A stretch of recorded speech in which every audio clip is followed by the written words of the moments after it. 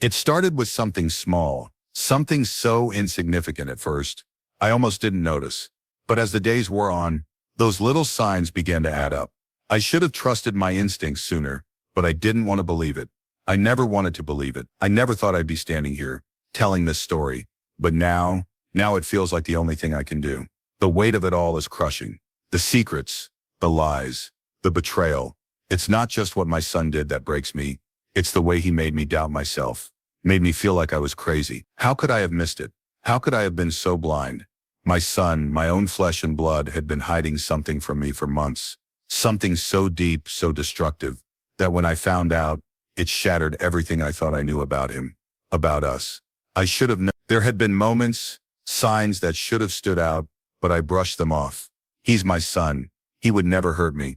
He was always the good kid, the one who did well in school, the one who helped around the house, the one who smiled when I needed it most. But now, I'm standing on the edge of something I can't take back. The truth is a beast, a dangerous, ugly thing, and it's coming for all of us. It all started with a phone call. A call that in hindsight was the moment I should have listened to the knot in my stomach. But back then, I was still holding on to the idea that everything was fine. Everything was normal. He had gone to college, come back for holidays, spent time with us, like he always had.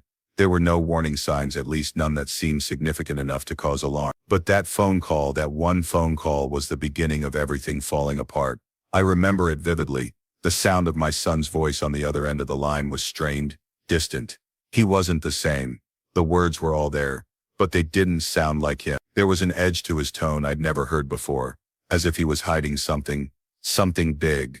It lingered in the air, thick and suffocating, but I pushed it aside. It couldn't be.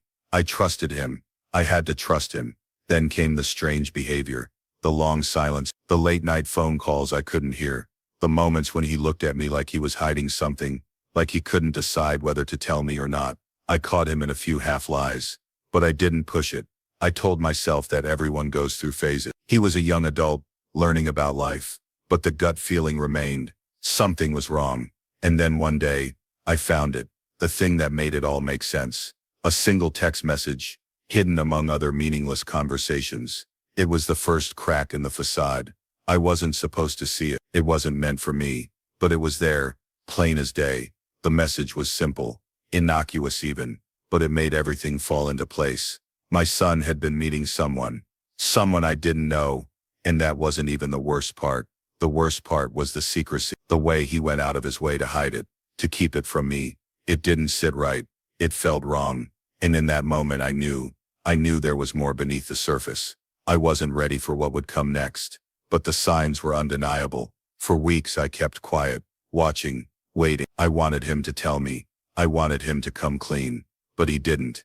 He kept up the lies, each one more convincing than the last. He looked me in the eyes and told me everything was fine, that there was nothing to worry about.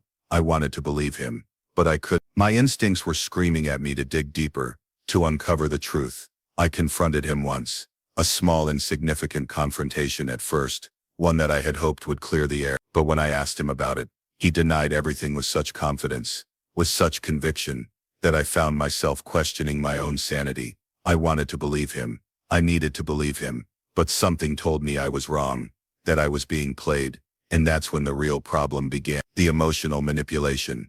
He knew exactly how to pull my heartstrings, how to make me feel guilty for even asking the questions. He made me feel like a bad parent, like I was overstepping my bounds. He made me doubt my own judgment, but no matter how hard I tried to push it away, the truth kept gnawing at me, eating away at the edges of my mind. The lies were too perfect, too clean.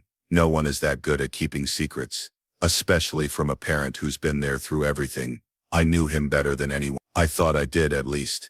And then came the turning point, the moment I could no longer ignore it, the moment I found the real truth. He thought he could get away with hiding everything from me, but I was about to uncover the lies, the betrayal, the secret he'd been keeping for months. It wasn't just a simple mistake. It wasn't just a bad choice.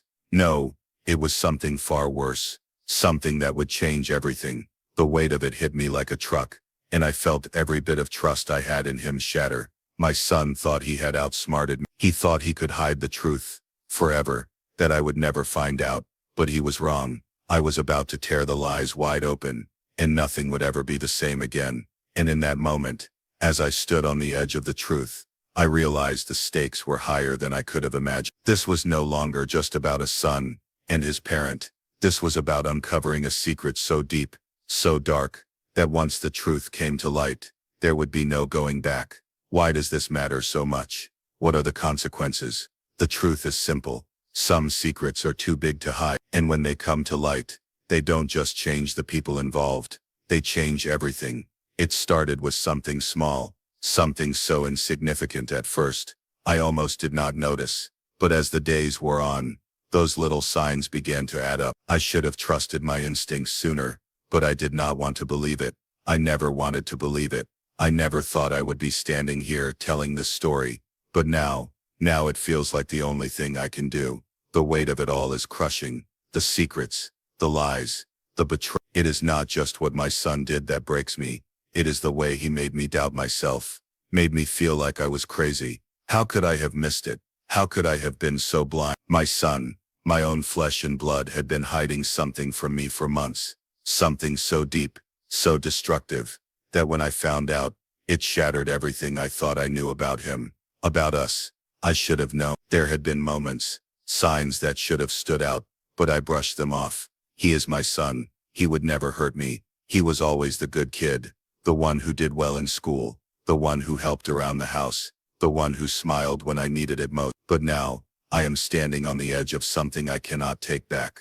The truth is a beast, a dangerous, ugly thing, and it is coming for all of us. It all started with a phone call, a call that in hindsight, was the moment I should have listened to the knot in my stomach. But back then, I was still holding on to the idea that everything was fine, everything was normal. He had gone to college, come back for holidays, spent time with us, like he always had. There were no warning signs, at least none that seemed significant enough to cause alarm. But that phone call, that one phone call, was the beginning of everything falling apart. I remember it vividly. The sound of my son's voice on the other end of the line was strained, distant. He was not the same. The words were all there, but they did not sound like him. There was an edge to his tone I had never heard before, as if he was hiding something, something big. It lingered in the air, thick and suffocating, but I pushed it aside. It could not be. I trusted him. I had to trust him. Then came the strange behavior, the long silences, the late-night phone calls I could not hear, the moments when he looked at me like he was hiding something, like he could not decide whether to tell me or not. I caught him in a few half-lies, but I did not push it. I told myself that everyone goes through phases. He was a young adult, learning about life, but the gut feeling remained. Something was wrong. And then, one day, I found it, the thing that made it all make sense, a single text message, hidden among other meaningless conversations. It was the first crack in the facade. I was not supposed to see it. It was not meant for me, but it was there, plain as day. The message was simple, innocuous even, but it made everything fall into place. My son had been meeting someone I did not know, and that was not even the worst part. The worst part was the secrecy, the way he went out of his way to hide it, to keep it from me. It did not sit right. It felt wrong. And in that moment, I knew there was more beneath the surface. I was not ready for what would come next, but the signs were undeniable. For weeks, I kept quiet, watching, wait. He made me doubt my own judgment. But no matter how hard I tried to push it away, the truth kept gnawing at me, eating away at the edges of my mind. The lies were too perfect, too clean. No one is that good at keeping secrets, especially from a parent who has been there through everything. I knew him better than anyone. I thought I did, at least. And then came the turning point. The moment I could no longer ignore it. The moment I found the real truth. He thought he could get away with hiding everything from me. But I was about to uncover the lies, the betrayal, the secret he had been keeping for months. It was not just a simple mistake. It was not just a bad choice. No, it was something far worse. Something that would change everything. The weight of it hit me like a truck, and I felt every bit of trust I had in him shatter. My son thought he had outsmarted me. He thought he could hide the truth forever, that I would never find out, but he was wrong. I was about to tear the lies wide open, and nothing would ever be the same again. And in that moment, as I stood on the edge of the truth, I realized the stakes were higher than I could have imagined. This was no longer just about a son and his parent. This was about uncovering a secret, so deep, so dark, that once the truth came to light, there would be no going back. Why does this matter so much? What are the consequences? The truth is simple. Some secrets are too big to hide. And when they come to light, they do not just change the people involved. They change everything. It was supposed to be a normal evening. The kind of evening where the world seemed still, where the hum of everyday life felt comforting and predictable. My son had come home for the weekend, just like he always did, and we were sitting down for dinner. The conversation was casual at first, nothing out of the ordinary. But then came that moment, a fleeting moment, but one that stayed with me long after the evening ended. He mentioned a name I had never heard before. At first, I didn't think much of it. People come in and out of our lives all the time. But something about the way he said it made my stomach turn. He barely glanced at me when he spoke, and that's when I realized something was off. It was subtle, but it stuck with me. The tension in his voice, the way he avoided eye contact when I asked a simple follow-up question. For a moment, I thought I might be overreacting, but deep down, I knew something wasn't right. I had been around him long enough to know when he was hiding something. That name lingered in my mind like a faint, dissonant note that refuses to fade. I had to know more, but I could not ask him directly. Not yet. I wasn't ready to confront him. So I did what any concerned parent would do. I waited. The next few days were filled with normal interaction. He went out with friends, kept to his usual routine, but there was always that lingering doubt in the back of my mind. I found myself paying closer attention to every little detail. I watched him like a hawk, hoping to find a clue that would confirm my growing suspicion. It was exhausting, but I couldn't let go. The more I observed, the more I realized something was off. There were the odd moments where he seemed too eager to get away from the house, to avoid being around me. And then there were the phone calls. I never eavesdropped on him, but sometimes when he thought no one was listening, I could hear snippets of his conversations. He was always laughing, joking around, but it was the content of those conversations that began to trouble me. There was something about his tone, something that didn't match his usual self. He spoke in a way I didn't recognize, as if he was hiding a part of himself. I had to find out more. Then came the day I found the first piece of the puzzle. It was a Sunday, and he had left his phone on the kitchen counter while he went to take a shower. I don't know what made me pick it up, but I did. There was a message on the screen from that same name he had mentioned at dinner. I froze, reading the message over and over again. There was nothing too alarming in the text, nothing that screamed betrayal or deceit, but the fact that he had left the phone unlocked, that he hadn't even bothered to hide the messages, unsettled me. Why had he been so careless? I didn't know what to do next. Part of me wanted to confront him right then and there, demand answers, but another part of me feared what I might discover if I did. What if I was reading too much into this? What if I was overreacting? But then I remembered the name, the way he had said it at dinner, the way he had looked away when I had asked about it. It wasn't just a name, it was a thread, and now I had to pull at it. So I made a decision. I would wait, I would watch, listen, and gather more information. I wasn't sure what I was hoping to find, but I had to know the truth. I had to know what he was hiding. The following week, the tension in the house grew. My son became more distant, more preoccupied. He had his reasons, of course, work, school, whatever it was that kept him busy. But I couldn't shake the feeling that he was pulling away from me. That name haunted me, and so did the silence that followed every time I asked him about his day. I couldn't escape the growing sense of dread. I spent the next few days in a state of constant unease, searching for any sign that would confirm my suspicions. My mind raced with possibilities, each one darker than the last. What if he was hiding something dangerous? What if it was something illegal? What if he had gotten himself tangled up in something I could never undo? And then one night, I found myself standing outside his bedroom door listening to him on the phone again. This time there was no laughter. There was only urgency in his voice, a sense of desperation. I couldn't hear the full conversation, but I knew enough. There was something going on, something he didn't want me to know. I felt a wave of panic wash over me. My heart was pounding in my chest, my mind racing with a million questions. Why didn't he tell me? Why was he keeping this from me? What had he gotten himself into? I wanted to confront him then, to demand answers, but I held back. I needed more. I needed the truth, and I was determined to find it, even if it meant digging deeper than I ever wanted. Little did I know, I was about to uncover a secret so vast, so devastating, that it would change everything. And as I stood there, listening to the muffled voice of my son on the other side of the door, I realized I was already too far gone. The truth was out there, and I would stop at nothing to uncover it. But there was one thing I did not know. My son thought he could hide the truth from me forever. He thought I was blind, that I would never see what he had done. But I was about to show him just how wrong he was. The days that followed felt like a heavy fog rolling in, blurring everything around me. I tried to act normal, but it was hard to focus on anything else. I was consumed with the mystery, consumed with what I had yet to uncover. Each time my son spoke, every word seemed like an enigma, a puzzle I was meant to solve.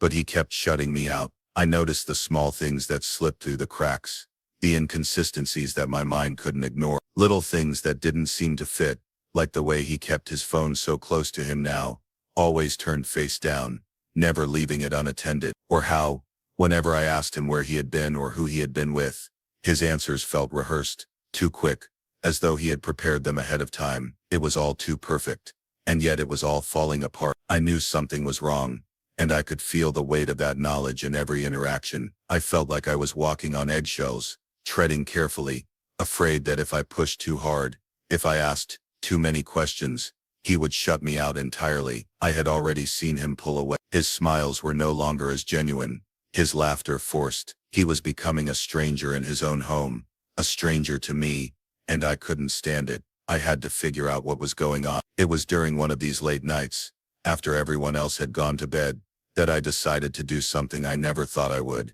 I could not wait anymore.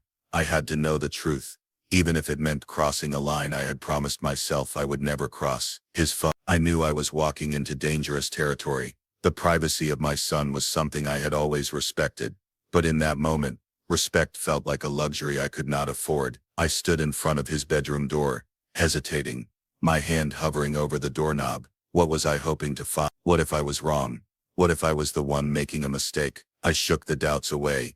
The truth had to come out, one way or another. I took a deep breath, and slowly opened the door. His room was dark, the only light coming from the dim glow of his phone screen, which lay on his desk, charged. My heart raced in my chest as I walked toward it. I picked up the phone, my hands trembling. The familiar sound of my breath filled the silence as I turned it on, trying to avoid the possibility of him hearing me. The screen lit up, and there it was, a message notification from the same name. I clicked it open before I had a chance to second-guess myself. The conversation was casual at first, nothing unusual, but then I scrolled down further, and my blood ran cold. There it was, an exchange between my son and this person, discussing something that was far more than I could have imagined. Words like meeting tonight, I'll bring the money, and everything's ready, jumped out at me. My mind raced to piece it all together. Was he involved in something illegal? Was this connected to the secrecy,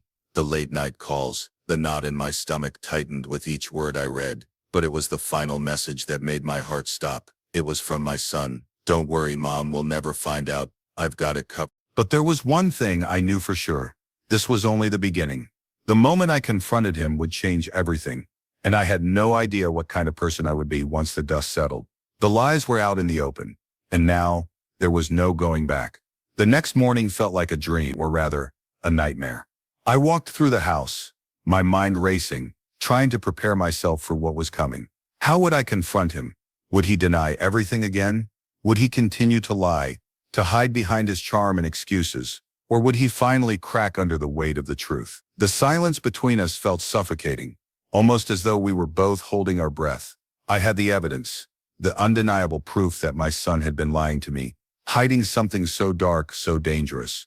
But still, part of me hoped I was wrong. Part of me hoped I had misunderstood, that I was seeing things that weren't there. But deep down, I knew I wasn't wrong. The truth had been right there, staring me in the face, and now I had no choice but to confront him.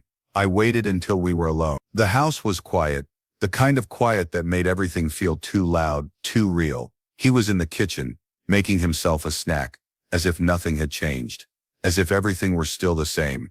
But I knew better. I knew the truth, and now it was time to bring it into the light. I walked into the kitchen, trying to steady my breath. His back was turned, and I stood there for a moment, watching him, taking in the image of my son, The son I thought I knew. The son I loved so deeply. But now, I was about to shatter that image. Can we talk? I asked, my voice steady but full of tension. He turned around, a smile on his face, but it didn't reach his eyes. I could see it now, the way he was trying so hard to maintain the facade. But I wasn't buying it anymore. Of course, he said, his voice too calm, too rehearsed. What's up? I took a deep breath. I know what you've been hiding, I said, my voice cracking with emotion. I know about the money, the meetings, the lies, and I need to know why you didn't tell me. Why didn't you trust me enough to be honest with me? The smile faded from his face, and for a moment, he seemed stunned. He opened his mouth to speak, but no words came out. It was as if he was trying to figure out how to lie his way out of this, how to manipulate me once again. But I wasn't going to be manipulated anymore. You've been lying to me for months, I continued, my voice growing stronger. I saw the messages. I saw the pictures. You've been involved in something, and I need to know what it is. I need to understand why you've been keeping all of this from me. His eyes flickered with panic, but he quickly masked it, his expression turning defensive. Mom, you don't know what you're talking about. You're just overreacting. It's not what you think. I felt the anger rising in me, but I pushed it down. I had to stay calm. I had to get to the truth, no matter how painful it was. Don't lie to me, son. I've seen the evidence. You can't talk your way out of this anymore. What have you gotten yourself into? Who is that person you've been meeting with? What's going on? His eyes shifted nervously. I could see the hesitation in his face, the way he was torn between telling the truth and trying to cover it up. For a brief moment, I thought he might tell me, but then he shook his head, looking me in the eyes with a calmness that chilled me to the bone. You wouldn't understand, he said, his voice flat. This isn't your business.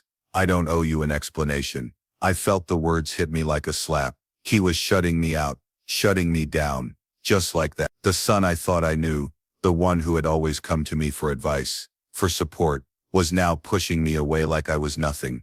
Don't do this, son, I said, my voice softer now, but filled with hurt.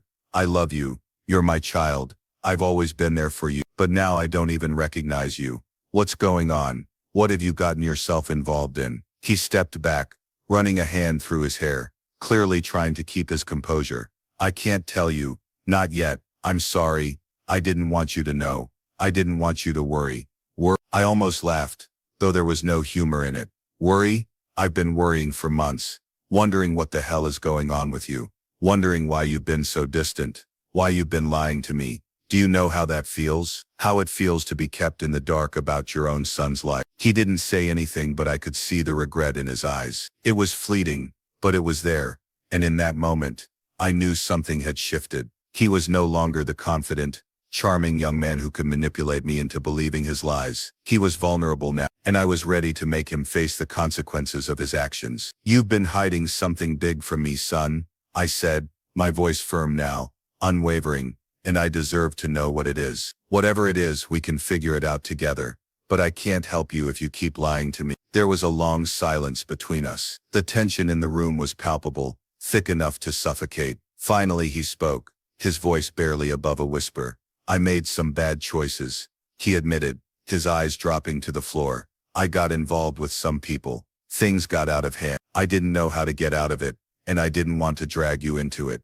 I thought if I kept it a secret, everything would be okay. The truth hit me like a ton of bricks. My son, the one I had always trusted, had gotten tangled in something dangerous, something illegal. Perhaps the people he had been meeting with, the money involved, everything I had suspected was true. He had lied to me, not out of malice, but out of fear. Fear of what would happen if I found out, and in his mind, keeping me in the dark was the only way to protect me. But now, I had the truth, and with it, the power to decide what came next. I'm not angry at you, son, I said quietly, but you've got to face what you've done. You've got to take responsibility for this. We'll figure this out together, but you have to be honest with me now. No more lies. He nodded slowly, tears welling up in his eyes. I'm sorry, Mom.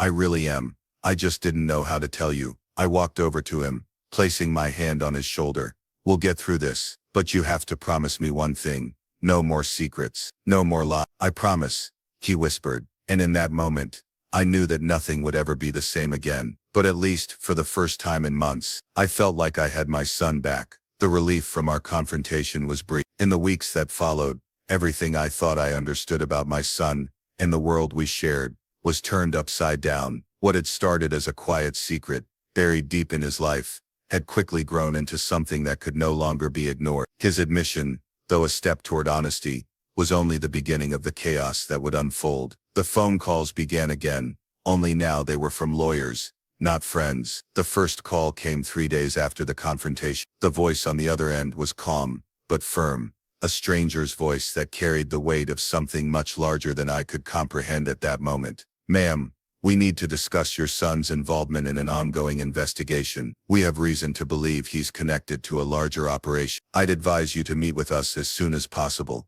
The words felt like a punch to the stomach. I hadn't prepared for this. How had things gone from bad to worse so quickly? The secret my son had tried so hard to protect had grown into something that could ruin his future, and mine too. The truth was now tangled in a mess of legal battles, shady business deals, and a danger I hadn't anticipated. He wasn't just involved with the wrong crowd, he was caught up in something much darker, something criminal. The emotional toll this took on me was beyond anything I had imagined. I could no longer protect him by simply being his mother. Now I had to figure out how to protect him from himself, from the mess he had made of his life. I wasn't ready for the reality of a courtroom. I hadn't prepared for the guilt I would feel, the overwhelming sense of responsibility that came with knowing I could have done more, could have seen the signs sooner. The hardest part was seeing my son, the same boy who once looked up to me for guidance, now facing a future that seemed darker than any of us could have imagined. As the investigation continued,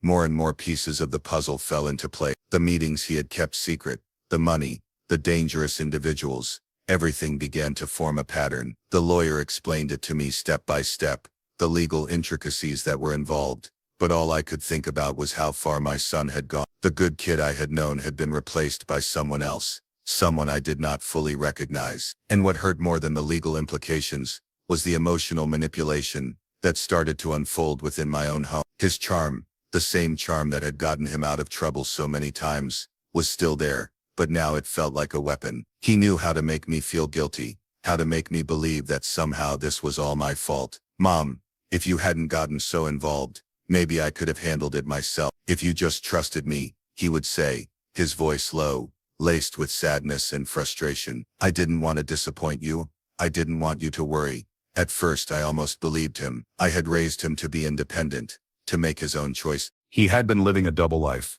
one that I had been completely unaware of. The carefully constructed facade, the well-behaved son I had always believed in, was nothing more than a mask. What had started as small lies had evolved into something catastrophic. And now, everything he had built, every relationship he had formed, was at risk of falling apart. But what hurt more than the criminal activities or the hidden dangers was the fact that my son had kept this from me. He had made the conscious decision to protect himself, to shield me from the truth by lying to me. He hadn't trusted me. He hadn't trusted the love I had always offered him. And in doing so, he had pulled away from me in the most painful way imaginable. I spent nights going through the evidence with the lawyer, sifting through documents, texts, phone records, anything that could give us a fighting chance in court. And each discovery felt like a new blow. Each revelation another crack in the foundation of our relationship. I kept thinking back to the small things I had noticed, the missed phone calls, the strange hours, the unexplained absences. I should have seen it earlier, I told myself. I should have recognized the warning signs. But the more I uncovered, the more I realized that he had been so good at hiding it, so skilled at deceiving everyone around him, including me. I wasn't just a victim of his lies. I was complicit too. One evening, after a particularly grueling day in court, I found myself standing in front of his bedroom door once more. This time I didn't hesitate. I didn't knock. I just opened it. He was sitting at his desk, his back to me, his face hidden in his hand. The weight of everything was finally sinking in, and I knew it. He wasn't pretending anymore. The confidence he had once exuded had crumbled.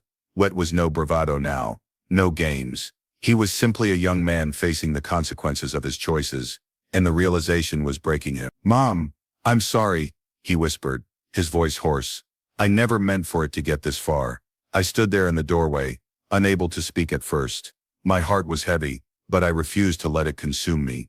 Not now. Not when I knew that confronting the truth was the only way forward for both of us. You should have come to me, son, I said, my voice firm but pained.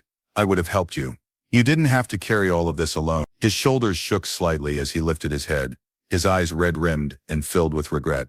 I thought I could fix it. I thought I could handle it, but I couldn't. I was afraid of what you would think of me, of what would happen if you found out. It was the first time he had ever admitted to his fear.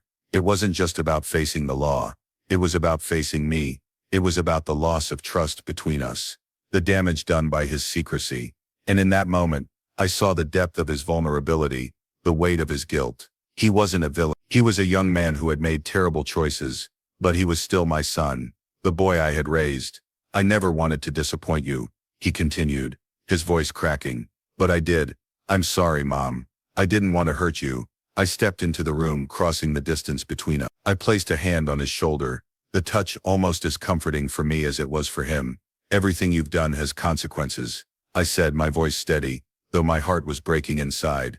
But this doesn't define who you are. You made mistakes, and now you have to face them. But I'm still here, and I always will be. For a moment, he didn't say anything. He just sat there, staring at the floor, as if trying to make sense of everything he had done, everything he had lost. I could see the weight of it all, pressing down on him, threatening to crush. But I couldn't fix it. I couldn't take away the consequences, and I couldn't erase the past. All I could do was help him move forward, help him rebuild. You'll get through this, I said softly. We'll get through this together, but you have to face the truth, all of it. No more hiding, no more lies. He nodded slowly, the words sinking in, the understanding that this was bigger than both of us, settling on him. There was no going back, but there was still hope. We could still move forward. The truth had been ugly, but it had also been liberating. And now, we had to confront what came next. I'll do whatever it takes, he whispered, his voice filled with determination. I'll make it right. And as I looked at him in that moment, I realized that while the road ahead would be difficult, the journey to redemption had already begun. The truth, as painful as it was, had set us on a path of healing. And as long as we continued facing it together, there was a chance, however small, that we could rebuild what had been broken. The secrets had unraveled. And now, the real work of rebuilding trust, of making things right, had just begun. The days after that moment were like walking through a storm. There was no more pretending, no more hiding. It was just us, faced with the truth, and the consequences of those truths that would not be easily undone. The courtroom dates loomed larger, and the pressure mounted. My son was not only facing the legal repercussions of his actions, but also the deep emotional fallout. And as much as I tried to support him, there were times when I wondered if it was too late, if the damage had already been done beyond repair. We spent hours going over his defense, piecing together the story he would tell in court. His lawyer tried to minimize the damage, to find any loophole that could lessen the punishment, but the weight of his involvement in something criminal was undeniable. The evidence was damning, and no amount of legal maneuvering could change that.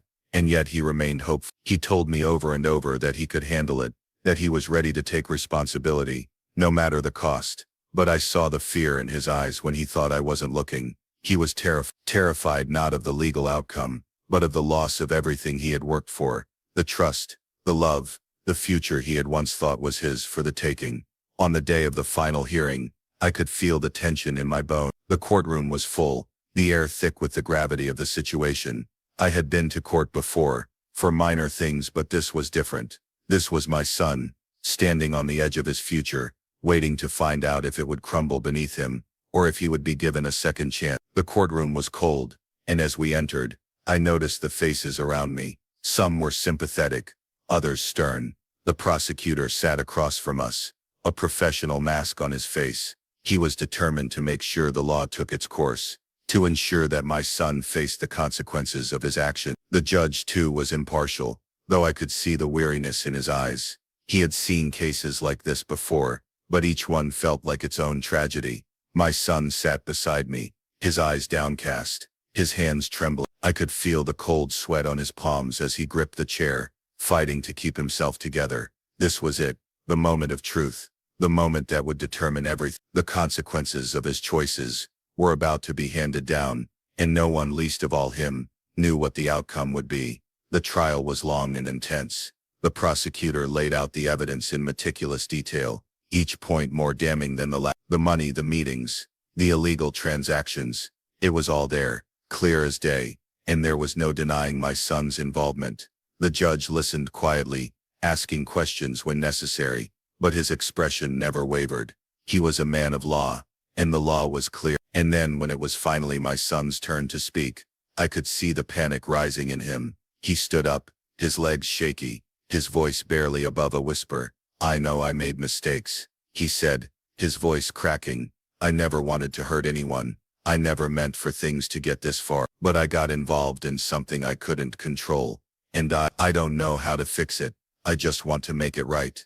The words hung in the air, and I could feel my heart breaking for him. He wasn't just apologizing for what he had done. He was apologizing for all of it. The lies, the secrecy, the broken trust. I could see the guilt in his eyes, the realization that everything he had tried to protect had been shattered. But it wasn't just his future at stake. It was ours. It was mine too. The prosecutor stood up to cross-examine him, his voice sharp, cutting through the raw emotion of my son's words. "Do you understand the gravity of your actions, Mr. Carter? You didn't just break the law. You betrayed the people who trusted you. You put them at risk. And now you sit here asking for sympathy." The words stung, and I could see my son wince, his face reddening with shame. But it was true. There was no easy way out. The damage had been done, and now he would have to face the consequences, no matter how much it hurt. The courtroom grew tense as the judge deliberated. My son's fate was hanging in the balance, and I could feel the weight of it crushing me too. I had done everything I could to help him, to guide him, but in the end, it was his choices that had led us here. All I could do was sit there, hoping that somehow the judge would see the boy I once knew, the boy who had made a mistake, not a criminal. The judge finally spoke, his voice calm but firm. "Mr. Carter, your actions have caused harm to not only yourself, but to those who trusted you." I took a deep breath, looking at him with a mixture of sadness and hope. "I believe you, son. But it's going to take time. You can't expect everything to be fixed overnight. But I'll be here, every step of the way." And so the slow, painful journey of healing began. The weeks turned into months, and with each passing day my son grew stronger. He began to take his rehabilitation seriously, attending his meetings, working on his issues, and seeking professional help. But more than that, he began to reconnect with the world. He started reaching out to the people he had hurt, the ones he had lied to, and began making amends. It wasn't always easy, and there were setbacks, but every time he faced his mistakes head-on, he grew a little more. He learned what it meant to take responsibility, to truly make things right, not just for himself, but for everyone he had wronged. As for me, I found my own healing. I wasn't the same person I had been before all of this happened. I couldn't be, but I was stronger in ways I hadn't imagined. I had learned what it meant to truly face the truth, no matter how painful it was. I had learned that love wasn't about perfect choices or perfect people. It was about standing by each other even when the world falls apart. One evening, a few months after the trial, my son and I sat together in the living room, both of us quieter than usual. The air between us wasn't tense anymore. It was peaceful, but there was still an unspoken understanding that we had both been through a storm we would never forget. "I know it's not going to be easy," he said quietly, "but I want to rebuild what we had. I want to earn your trust again. I don't know how long it will take, but I'm willing to do whatever it takes." And in that moment, as I looked at him, this young man who had once been my child, who had made mistakes but was finally taking ownership of them, I realized that redemption wasn't something that happened instantly. It wasn't a destination. It was a journey, one that would be filled with more pain, more struggles, but also more growth. "I believe in you," I said, my voice steady but my heart full of emotions I could barely describe. "But trust is something that's built over time. We'll get there, but we have to take it one step at a time." And so we did, one step at a time. The truth had come out. It had destroyed everything we thought we knew about ourselves, about each other. But in its wake, it had also given us a chance to rebuild. And that in the end was all that mattered. We didn't need to erase the past, but we could change our future. Together, the road ahead would be long, and we both knew there would be moments when the past would rear its ugly head. But we had come through the storm. And as long as we were willing to face the truth together, there was nothing we couldn't overcome. The healing had begun, and with it a new chapter, one of hope, redemption, and the quiet understanding that love, though tested, would always find a way. The months that followed were quiet but not easy. My son and I had made our peace, or at least we were in the process of it. There were no sudden bursts of joy or grand gestures of reconciliation. It was more subtle than that, more like a slow, steady rebuild after a storm had ravaged everything in its path. Some days were harder than others, but we kept moving forward. Each morning I woke up to find my son at the kitchen table, notebook open, pen in hand. He was working on himself, on fixing what had been broken, not just the legal issues, but the emotional ones, the trust between us, the shattered pieces of our relationship. I watched him, and while there were still moments of doubt, moments when I questioned whether he could truly change, I couldn't deny the effort he was putting in. He began to attend counseling regularly, even when he felt like skipping. I watched him change little by little, piece by piece. He stopped hiding things. He started to talk more, to share what was really on his mind, even if it was difficult. There were times when the conversations got awkward, when the silence between us felt too thick to cut through. But he was trying. That was all I could ask for. We began to repair the smaller things, the things I had taken for granted before. He started calling me just to check in, even when he didn't have to. He'd ask how my day was, something so simple, but it made all the difference. It was a small thing, but it was real progress. We would spend more time together, not talking about the past, but just being present in each other's lives.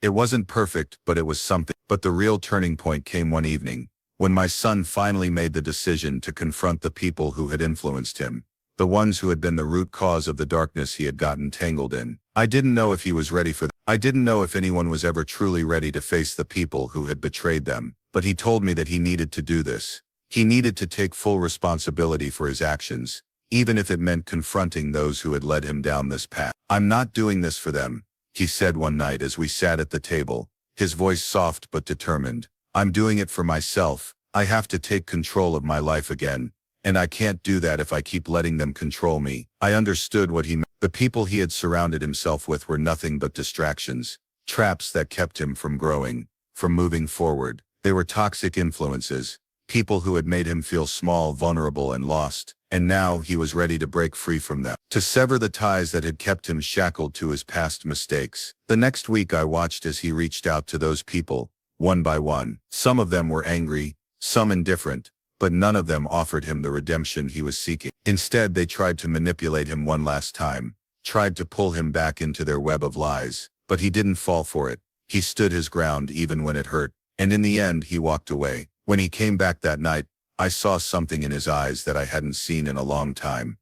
It was subtle, but it was there. He was no longer burdened by the weight of their expectations or their lies. He had freed himself, and in doing so, he had freed me too. That night he sat down with me and said, "I feel like I can breathe again, Mom, like I'm not trapped anymore." And in that moment, I realized that the healing process wasn't just about him. It was about me too. It was about both of us finding our way back to each other, finding a new way to be in each other's lives, without the shadows of the past looming over us. We were rebuilding, not just his future, but ours. It wasn't an easy road, and there were still moments of uncertainty, of fear that crept up on us. But we had learned one thing in the process. Redemption wasn't about erasing the past. It was about confronting it, accepting it, and then deciding that it would not define who we were or who we could become. We had both made mistakes, but we were both willing to face the truth, and that in itself was enough to set us on a new path. Months turned into a year, and as I watched my son flourish, finding his place in the world again, I realized just how much he had changed. Not because of me, not because of anyone else, but because of his own choices, his own decision to take responsibility for the things he had done, to look the world in the face and say, "I'm not perfect, but I'm trying." It was a lesson I had learned too, that sometimes, in order to move forward, we have to let go of the past. We have to forgive, not just others, but ourselves. And in doing so, we open ourselves up to a new kind of freedom. There would always be moments of doubt, moments when we wondered if we were truly free from the weight of what had happened. But for the first time in a long time, I felt hope. I felt like we had a future to look forward to, not one that was perfect, but one where the truth was no longer a hidden thing, where the past was no longer a secret we were running from, but a part of our story we could face together. And as I stood beside my son, watching him take the next step in his journey, I knew that no matter what came next, we had already won. We had both found redemption, not in some grand miraculous moment, but in the quiet slow work of facing the truth, of rebuilding, and of loving each other through it all. The storm had passed, and now there was peace. The years that followed were a testament to the slow, patient work of rebuilding trust, of rebuilding ourselves. It wasn't always smooth, and there were times when we both stumbled, when the weight of the past tried to pull us, but with each new day, we learned how to stand stronger, how to keep moving forward, even when it felt like we were walking on unfamiliar ground. My son started to forge a new life. His rehabilitation wasn't just about the programs or the session. It was about him learning to live in the world without hiding, without running from his past mistakes. He found a job, not a glamorous one, but a place where he could start again, where he could prove to himself and to others that he was capable of making the right choice.